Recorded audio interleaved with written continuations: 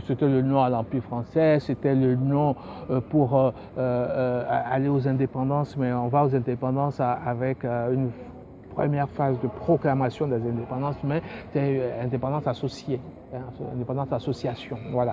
Et donc c'était sur la Constitution de 1958, portée par Michel Debré, sous le haut patronage du général de Gaulle. Donc il fallait dire oui, nous acceptons être indépendants, mais en association avec la France. Et donc nos économies sont liées directement à la métropole. Bon, donc c'était ça. Donc tout était ficelé pour que ce soit ainsi. Sauf qu'entre-temps, il y a eu le RDA, le Rassemblement démocratique africain, dans ce parti-là, il n'y avait que des révolutionnaires formés à la CGT, Jean Segui à l'époque, et formés en Union soviétique. Donc c'était la belle époque du communisme et de la révolution universelle, Che Guevara et compagnie. Voilà, donc c'était des rouges vifs. Et donc, nous avons en Guinée le secrétaire du RDA, PDG RDA, Parti démocratique de Guinée, Rassemblement démocratique africain, Sékou Touré, postier de son État, formé par la CGT en France. Modibo Keïta, formé également en Union soviétique. Voilà. Puis d'autres au Dahomey, ils sont tous RDA, etc. Amani Diori au Niger, RDA. Voilà. Même la Mizana n'était pas trop loin. Sangoulé la Mizana de Haute-Volta à l'époque, n'était pas trop loin. Et donc ils se sont réunis, Sékou Touré qui avait une aisance dans le discours, avait fait le tour de certains pays africains pour dire, bon voilà, on va dire non à De Gaulle, hein. On va dire non, cette indépendance association, ça ne va pas, on va dire non. Et puis, il fait le tour, ils sont tous partis pour le non, mais derrière lui, Michel Debré et Sékou Touré et De Gaulle sont passés pour dire, si vous vous dites non, regardez ce que vous perdez. Vous perdez si, ça. Alors les petits États, les autres petits États, Dahomey, Haute-Volta, Niger, ils ont décidé de dire oui. Sékou Touré est parti, je vous fais des raccourcis, hein, parce que c'est l'histoire dans l'histoire. Sékou Touré part un vendredi, par exemple, pour Conakry, et il fallait voter dimanche. Mais entre-temps, tout le monde était convenu qu'il faut dire oui. Personne ne lui a envoyé un télégraphe, rien du tout.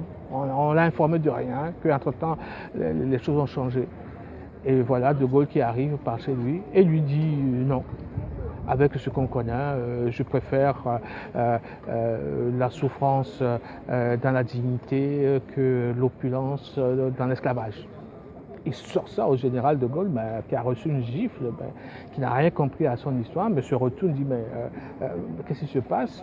Oui, il se passe qu'entre-temps, le télégraphe n'a pas fonctionné et que personne n'a dit à Sékou Touré que l'histoire avait changé en 48 heures et qu'il fallait qu'il dise oui.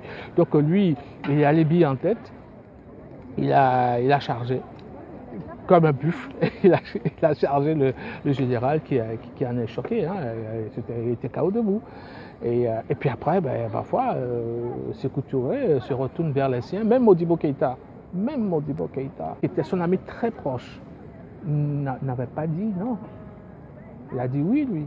Et les autres du RDA, au Burkina Faso d'aujourd'hui, la Haute-Volta, au Dahomey et au Niger, ils ont tous dit oui. Et pourtant, ils étaient du même parti et rouge vif, c'est-à-dire des révolutionnaires. Donc, l'histoire dans l'histoire, ce n'est pas que Sékou Touré était... non, il fallait faire quelque chose, mais la communication aujourd'hui, ça se passe en une seconde. Hein. Mais imaginez-vous en 1958, quand on débranche les fils, parce que imaginez-vous aussi que pour communiquer entre pays africains, ça passe par Paris, puis ça redescend, il suffit qu'ils coupent ici. Il suffit qu'ils coupent en France, on débranche deux choses et puis rien ne passe, donc il faut faire le tam-tam, il faut informer par le tam-tam, non, ça ne marche pas. Donc la communication a fait que le nom de Sékou Touré est devenu un fait historique, mais il ne faut pas oublier qu'il y a eu dans cette histoire il y a eu des ratés dans la communication, sinon je ne suis pas sûr qu'il aurait dit le nom de cette manière-là. Il y a eu des ratés.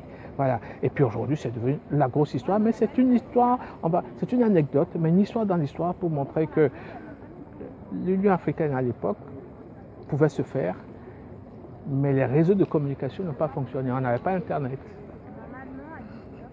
ni Facebook, ni le tweet. Voilà.